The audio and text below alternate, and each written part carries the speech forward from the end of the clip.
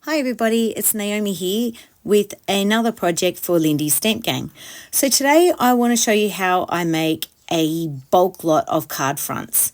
So first of all, I start off with a background, and here I'm using some embossing ink, and I've got Slam Dunk Silver that I'm putting onto 2 cards at a time just so that they don't dry. And then I go on and do the same with Boogie Down Black. And I do about 6 to 8 of these at the same time. And I had a bit of an idea with this colour wheel, which is from Natalie May Scrapbooking, to do a background or 8 for some birthday cards. So that's what I'm doing as the first point for my backgrounds. And I have mixed up a whole heap of different colours into a palette, which I won't go through now, but I will link them in the description products for you to have a look at. I've basically picked a different colour of all the most recent shakers, magical shakers, with a few other extras, just the colours that I wanted to use for these cards. And I made them up one in each colour of the rainbow basically.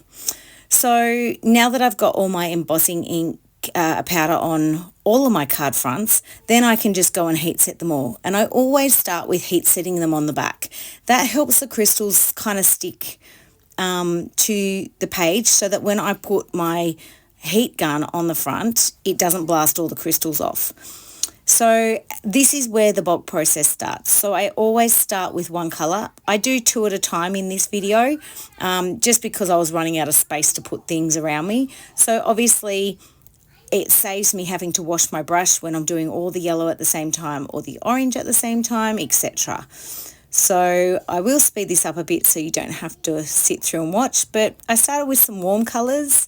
I wanted to this design I could use for boys, girls, grandmas, granddads, whoever. So I started with warm, and then I've moved into a few different cool colours and added a couple of extra colours in there as well, and then one that was just plain cool colours. Well, actually there's 4 that were just plain cool colours there.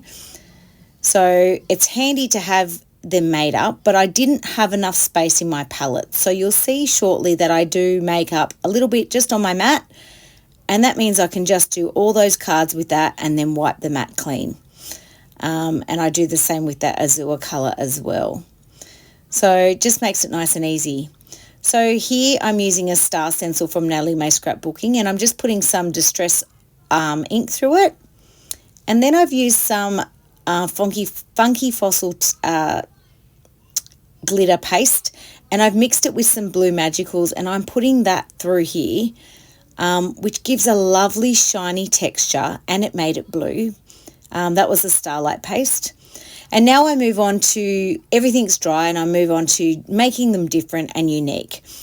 So 2 of them got some stamping, and then I'm using my Midnight Rendezvous Raven shaker, and I just use it for splatters on some of them. And this one, I wanted that black ink to run through that texture paste there and create a bit of a interest there and a bit of depth.